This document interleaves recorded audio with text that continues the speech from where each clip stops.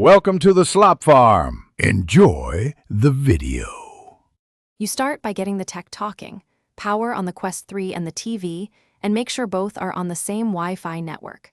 Sign into your Meta account on the headset and open the casting menu. This is where you initiate the stream. If your TV needs a Chromecast or a casting app, make sure it's on the correct HDMI input and active. Once done, you'll be ready to select a target device from the headset's casting list and begin discovery. From the Quest, open Quick Settings and tap Share, then Cast. This action lets your headset search for available devices. Choose the TV or Chromecast name shown. You may see the living room device or the specific model ID, and press Cast. Make sure you accept any confirmation dialogues that appear on the headset, and if the TV shows a pairing code or permission prompt, accept it. Once the connection is established, you'll see the headset view. To finish, return to Share on the Quest and select Stop Casting. That cleanly ends the session.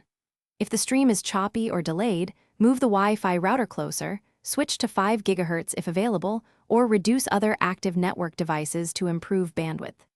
If casting fails to connect, power cycle the Quest and the TV or Chromecast, then try again. You'd be surprised how often a restart clears handshake issues.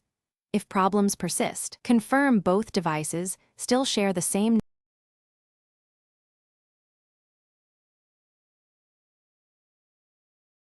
Thanks for watching. Consider subscribing if we helped you today.